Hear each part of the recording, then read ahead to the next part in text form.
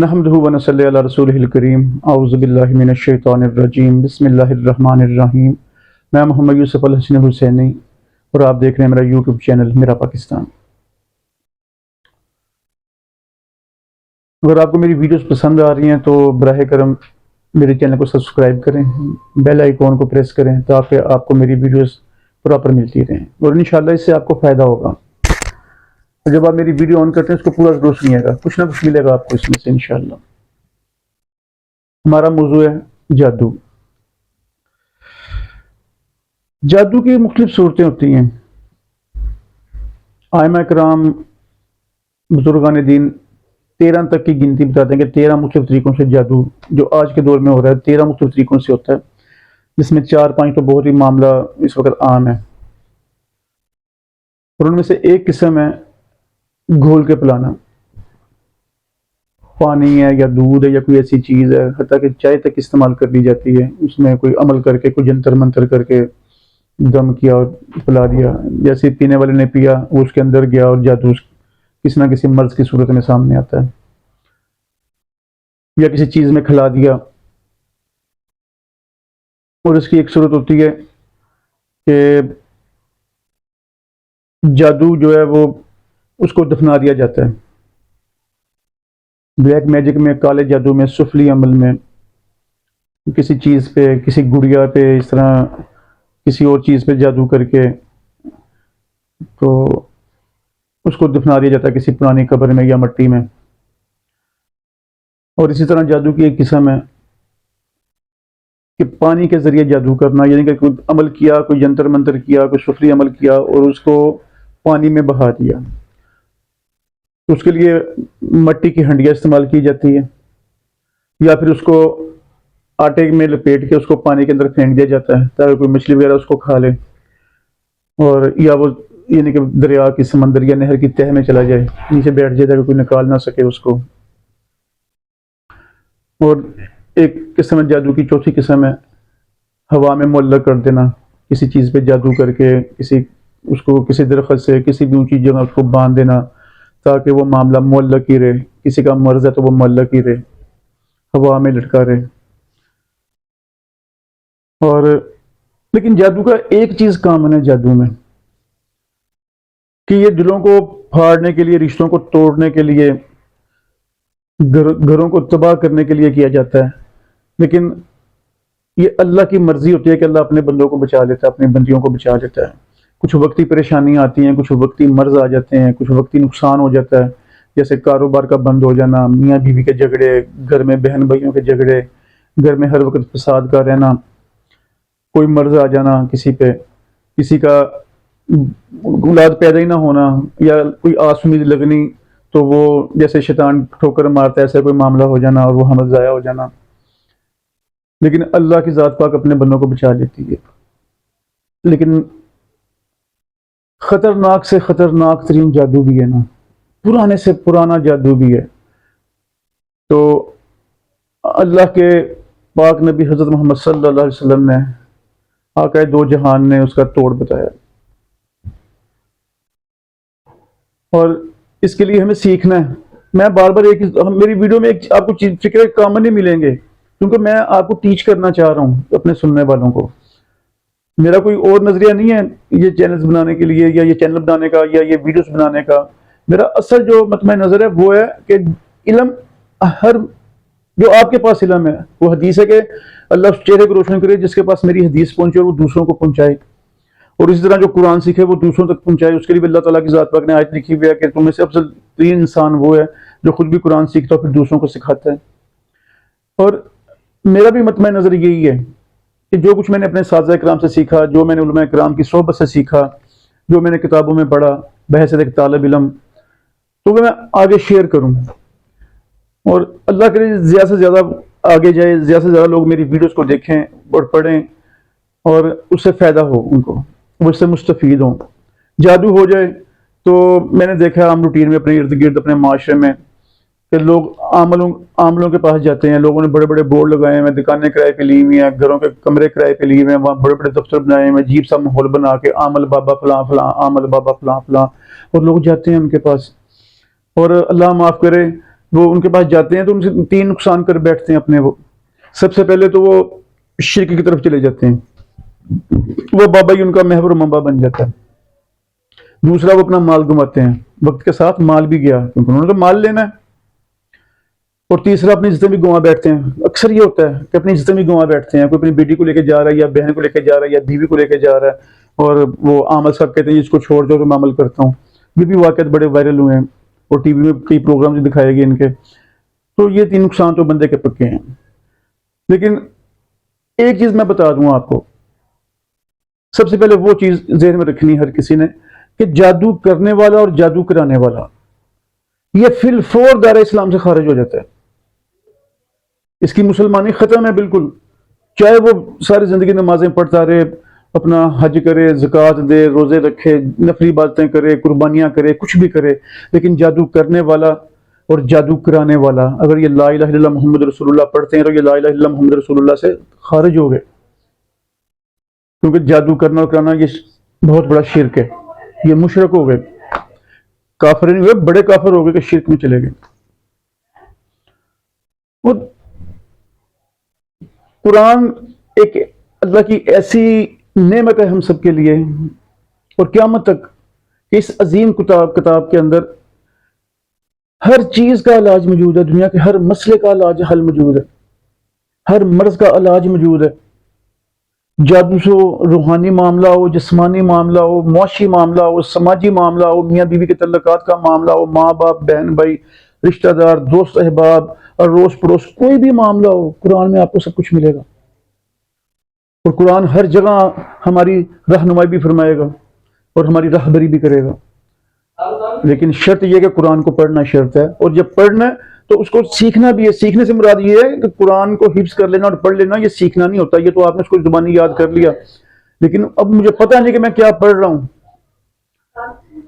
اور مجھے نہیں پتا کہ لا تقربوا الزنا کا کیا مطلب ہے, مجھے نہیں پتا لا تقربوا الصلاۃ کا کیا مطلب ہے, مجھے نہیں پتا لا تقربوا الربا کا کیا مطلب ہے. تو میں کیسے رکوں گا ان چیزوں سے, ان گناہوں سے؟ تو اس کے لیے قرآن کو ترجمے سے پڑھنا ہے. ضروری نہیں کہ آپ ایک رکوع پورا پڑھیں, جن کو آتا ہے وہ, اور جن کو نہیں آتا ضروری نہیں کہ وہ پوری ایک آیت ہی سیکھ لیں. بھائی جن کو نہیں آتا وہ آج سے شروع کر دیں. اپنے گھر میں بیٹا بیٹی تو پڑھے ہوں گے, ان سے پڑھیں. کوئی بچہ گھر میں پڑھا ہوا اس سے پڑھیں. اس میں کوئی مذائقہ نہیں ہے کہ 6 سال کی عمر میں جناب حسن اور حسین نے 8-10 سال عمر حسین کی ہے اور 4-6 سال عمر جناب حسین کی ہے, تو ایک 80 سال کے بابے کو ٹیچ کیا انہوں نے کہ وضو کیسے کرتے ہیں. تو یہ کوئی نہیں ہے کہ اگر مجھے پڑھانے والا, قرآن پڑھانے والا ایک 6 سال کا بچہ ہے تو اس میں کوئی مذائقہ نہیں ہے. یہ فضیلت ہے قرآن کی کہ اس 6 سال کے بچے کو قرآن آتا تھا اور مجھے 80 سال کے بابے کو نہیں آتا یا مائی کو نہیں آتا تو ہمیں پڑھا رہا ہے. مجھے 40 سال کے مرد کو یا 40-35-25 سال کی عورت کو نہیں آتا تو وہ بچی ہمیں پڑھا رہی ہے یا وہ بچہ ہمیں پڑھا رہا ہے. اور گھر کے یہ تو بھی پڑھو, شروع کرو الف لام میم سے, انشاءاللہ اللہ پایا تکمیل تک والناس تک خود لے جائے گا. پھر نیت ہم نے کرنی ہے. اس کو پڑھیں, اس کو سیکھیں, اس کا ترجمہ تفسیر پڑھیں, علماء کرام کی صحبت اختیار کریں. آج تو بڑا آسان ہے, یہ موبائل کے اندر کسی بھی عالم دین کو آپ پسند کرتے ہیں اس کے آپ ویڈیوز نکالیں, ان کے آپ تقاریر دیکھیں, ان کے آپ دیکھیں کہ وہ کیسے اپنا مساجد کے اندر خطبے دے رہے ہیں, کیسے تقاریر کر رہے ہیں, کیسے تبلیغ کر رہے ہیں. آپ کو ہر چیز گھر بیٹھے میسر ہے. تو اور قرآن آپ اس موبائل سے بھی سیکھ سکتے ہیں. اس میں ایسی ایپس آ گئی کہ قرآن آپ کو پورا سکھائے گا انشاءاللہ. لیکن اگر آپ مقابلہ کرنے چاہتے ہیں آج کے دور پہ یہ حاسدوں کا, شریروں کا اور شرارتیوں کا اور جادو ٹونے کرنے والوں کا, تو اس کو لے کے آپ کو سب سے پہلے تو قرآن سیکھنا ہے. اور قرآن سیکھنے کے لیے جو چیز آپ نے سیکھنی ہے وہ ہے کردار مصطفیٰ صلی اللہ علیہ وسلم. جب تک ہم کردار مصطفیٰ صلی اللہ علیہ وسلم کو نہیں سیکھیں گے ہم قرآن نہیں سیکھ سکتے. امی عائشہ صدیقہ رضی اللہ تعالیٰ عنہ سے کسی نے پوچھا کہ قرآن کی بابت پوچھا کہ قرآن کیا تھا, آپ نے فرمایا کہ تم قرآن نہیں پڑھتے, کہ کردار مصطفیٰ کے بارے میں ہمیں کچھ بتائیں, تو آپ نے فرمایا کہ تم قرآن نہیں پڑھتے. یہ قرآن کردار مصطفیٰ ہی تو ہے. تو اس لیے قرآن پڑھنا بڑی شرط ہے. اور پھر جب ہم قرآن سیکھیں گے تو ہماری عملوں سے جان چھوٹ جائے گی, اور سب سے بڑی ہم خود شرک کرنا چھوڑ دیں گے, ہم خود حسد کرنا چھوڑ دیں گے. جب ہم قرآن کو سیکھنا شروع کر دیں گے ہم اپنی مسلمانی کو پکا کرنا شروع کر دیں گے. بھی تو ہم کچے مسلمان ہیں, میں بھی بیچ میں ہوں. تو جب ہم قرآن سیکھنا شروع کر دیں گے تو ہم پکے مسلمان بننا شروع ہو جائیں گے. ہم 5 وقت کی نماز کو فرض سمجھ کے پڑھیں گے. پھر ہو سکتا ہے اللہ ہمیں تہجد کی بھی توفیق دے دے. پھر ہم سنت کے مطابق ذکر اذکار بھی کریں گے. پھر ہم سیکھیں گے کہ دنیا میں کامیابی اور فلاح کا راستہ کیا ہے، وہ سچ پہ ہے. جب تک ہم سچ بولنا نہیں سیکھیں گے، سچ سننا نہیں سیکھیں گے، سچ کو برداشت کرنا نہیں سیکھیں گے، تب تک ہم نہ تو سچ بول سکتے ہیں اور نہ ہم فلاح پا سکتے ہیں. ان الصدق ینجی والکذب یہلک. سمپل ہے. سچ فلاح ہے، نجات ہے، اور جھوٹ ہلاکت ہے. لیکن دیکھ لیں 99.99% ہمارا معاشرہ بلکہ اوور آل ورلڈ جھوٹ پہ چل رہا ہے، اور جھوٹ ہلاکت ہے، اور کہیں بھی کوئی خوشحالی نہیں ہے. ارب پتی ہے تو اس کو بھی کوئی نہ کوئی ٹینشن ہے، اور ایک 1000 2000 کمانے والا مزدور ہے تو اس کو بھی کوئی نہ کوئی ٹینشن ہے. وجہ ہم جھوٹ نہیں چھوڑتے، بات بات پہ جھوٹ، اور جھوٹی قسم کھانے کو تو ہم کوئی گناہ ہی نہیں سمجھتے. اور جھوٹی قسمیں کھا کر ہم سودے بیچنے کو، کاروبار کرنے کو، جھوٹے وعدے کرنے کو، اور قسمیں، اور یہ نہیں سوچتے کہ میں قسم کھا رہا ہوں کہ واللہ، اللہ کی قسم کہ میں اللہ کو گواہ بنا رہا ہوں، اور اللہ کو گواہ بنا کے میں جھوٹا وعدہ کر رہا ہوں کہ یہ ٹل جائے مجھ سے. اس کو تو ٹال دیا، لیکن وہ جو حی القیوم ہے اور ہر وقت ہے، اس کی قسم کھا کے ہم گواہ کو جھوٹا کر رہے ہیں نا. معاذ اللہ، معاذ اللہ، معاذ اللہ، استغفر اللہ. لیکن ہم نہیں سوچتے. اس لیے کردار مصطفیٰ جب آپ سیکھیں گے تو سب سے بنیادی اور پہلی چیز کیا ہے؟ سچ بولنا. محمد صلی اللہ علیہ وسلم نوجوانی کی عمر ہے، نبوت ابھی بہت آگے ہے، وہی بہت آگے ہے، ابھی کئی سال پڑے ہیں. 18 20 22 25 سال کی عمر ہے. آپ کو سب سے بڑا لقب کیا ملا؟ عرب معاشرے سے. اس معاشرے سے جو دنیا کے ہر قباحت میں مبتلا تھا، اور جو کسی بچیوں کو زندہ درگور کر دیتے تھے. جو لوگ، باپ اگر عورتیں چھوڑ گیا تو اس سے نکاح کر لیتے تھے اپنی سوتیلی ماؤں سے. اتنے، اور سود عام تھا، شراب عام تھی، اور ہر طرح کے مظالم اور ہر طرح کا جھوٹ اور ہر طرح کی ملاوٹ عام تھی. اس معاشرے میں سب سے پہلے لقب کیا دیا گیا محمد صلی اللہ علیہ وسلم کو؟ زمانہ نبوت سے بھی پہلے آپ کی نوجوانی کے ایام میں وہ لفظ صادق، کہ یہ صادق ہے. یعنی کہ صدق ایک ایسی چیز ہے، سچ ایک ایسی چیز ہے کہ کردار مصطفیٰ میں جو سب سے پہلی اس معاشرے نے آپ کو لقب دیا وہ تھا صادق، کہ یہ ایک سچا انسان ہے، یہ کبھی جھوٹ نہیں بولتا. ہم نے سب سے پہلے سچ کو اپنانا ہے. ہم نے ہر حال میں سچ بولنا ہے. بھی کوشش کر لو، کوشش تو کرنی ہے، اور آہستہ آہستہ اللہ اس کوشش میں برکت ڈال دیتا ہے. جب ہم سچ پہ قائم ہو جائیں گے نا تو ہم نجات پانے والوں میں آ جائیں گے، ہلاکت والوں سے نکل آئیں گے باہر. جو جھوٹ بولتا ہے وہ ہلاکت والوں میں ہے، اور جو سچ بولنے کی کوشش کرتا ہے، سچ پہ خود کو قائم کرنا شروع کر دیتا ہے، کر دیتی ہے، وہ فلاح پانے والوں میں، نجات پانے والوں میں آ گئے. اور ایک وقت آتا ہے وہ اللہ کے پسندیدہ بندے بن جاتے ہیں، بندیاں بن جاتی ہیں. اس لیے ہم نے کردار مصطفیٰ سے سیکھنا ہے. اس کا بنیادی جو چیز سیکھنی سب سے پہلے جو ہے وہ سچ بولنا، اور سچ سننا، اور سچ کا ساتھ دینا. اور سچے کا ساتھ دینا چاہے وہ کتنا ہی کمزور نہیں ہے، کتنا ہی کمزور کیوں نہیں ہے، اس کا ساتھ دینا ہے. اور جو اس کے مخالف اپوزٹ سائڈ ہے وہ کتنی طاقتور نہیں، وہ کتنی وسائل والی نہیں ہے، وہ کتنی جابر نہیں ہے وہ، لیکن ہم نے اس کا ساتھ دینا ہے جو سچ بول رہے ہیں. اس ظالم جابر کا ساتھ نہیں دینا. تو انشاءاللہ پھر اللہ ہمیں فلاح کی طرف لے جائے گا. اور بات کر رہا تھا میں جادو کی، کہ یہ کچھ قسمیں ہیں، اس میں آپ نے احتیاط برتیں. جہاں آپ کو شک ہے کہ کوئی حاسد ہے، کوئی بھی ہو سکتا ہے، وہ کوئی بھی رشتہ ہو سکتا ہے، کوئی بھی تعلق ہو سکتا ہے، کوئی بھی لنک ہو سکتا ہے، مت کھائیں ایسی جگہ سے کوئی چیز، مت پئیں ایسی چیز. اور کھانا پینا پڑی جائے تو اس پر سورہ فاتحہ اور آیت الکرسی پڑھ لیں. ایک دفعہ سورہ فاتحہ، ایک دفعہ آیت الکرسی پڑھ کے وہ کھانا کھائیں اور وہ چیز نوش کریں، پھر آپ انشاءاللہ آپ پر جادو نہیں ہوگا. اور بات یہاں سے شروع کی تھی، کتنا ہی پرانا جادو کیوں نہ ہو، کتنا ہی خطرناک سفلی عمل کیوں نہ ہو، اور اس سے خطرناک عمل ہو ہی نہ سکتا ہو، اور وہ خود ابلیس اس کے اوپر پہرا دے رہا ہو اس عمل کے اوپر، تو اس کا توڑ آپ کے اپنے ہاتھ میں ہے. اور اس کی گارنٹی دیتے ہیں محمد صلی اللہ علیہ وسلم. یہ گارنٹی ہے رسول صلی اللہ علیہ وسلم کی طرف سے کہ جب آپ یہ عمل کریں گے تو آپ، ابلیس خود آپ پہ وار کر رہا ہے تو آپ پہ وہ وار نہیں ہو سکے گا. وہ سفلی عمل کتنے پرانا کیوں، کہیں دفنا دیا گیا ہو، کہیں اس کو بہا دیا گیا ہو، کہیں اس کو جلا دیا گیا ہو، وہ اس کے اثرات ختم ہو جائیں گے. اور وہ ایک تسبیح ہے، ایک چھوٹی سی تسبیح ہے، 100 دفعہ آپ نے پڑھنا ہے وہ عمل. اللہ کے نبی صلی اللہ علیہ وسلم کے فرمان کے مطابق گارنٹی ہے رسول صلی اللہ علیہ وسلم اس کے اوپر، یاد رکھیے. اور جو آپ نے فرما دیا اللہ اکبر، سورج مشرق مغرب یا کہیں اور سے تو نکل سکتا ہے، لیکن رسول کا فرمان یہ غلط نہیں ہو سکتا. اور معاذ اللہ جو یہ سمجھے وہ تو ویسے دار اسلام سے خارج ہے. اور اللہ کے رسول نے فرمایا کہ 100 دفعہ تسبیح کرنی ہے فجر کی نماز کے بعد، اور 100 دفعہ یہی تسبیح کرنی ہے مغرب کی نماز کے بعد. آپ اس دن کے لیے ابلیس کے ہر وار سے اور ہر عمل سے محفوظ ہو جائیں گے. اور وہ کیا ہے؟ سبحان اللہ والحمد للہ ولا الہ الا اللہ واللہ اکبر ولا حول ولا قوۃ الا باللہ العلی العظیم۔ آپ نے یہ تیسرا کلمہ ہے، اس کو 100 دفعہ پڑھنا ہے۔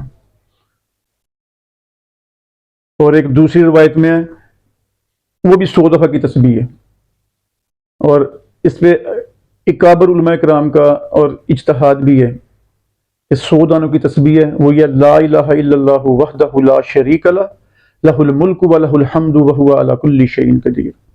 100 دفعہ فجر کی نماز کے بعد، 100 دفعہ مغرب کی نماز کے بعد، آپ اس دن کے لیے ہر طرح کے سفلی عمل سے محفوظ ہو جائیں گے۔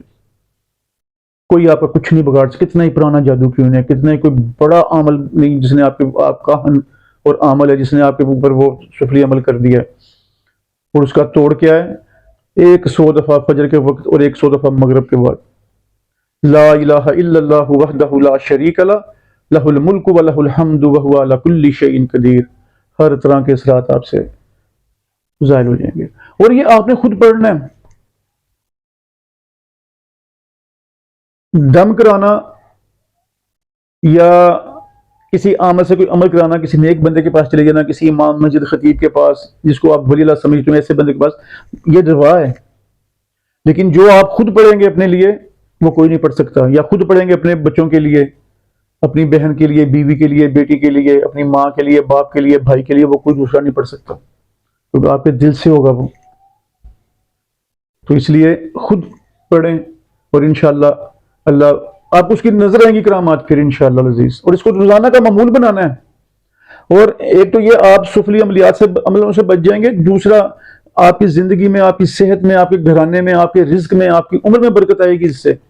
100 دفعہ لا الہ الا اللہ وحدہ لا شریک لہ لہ الملک و لہ الحمد وہو علی کل شیء قدیر وما علینا الا البلاغ المبین وآخر دعوانا ان الحمد للہ رب العالمین۔ پاکستان پائندہ باد۔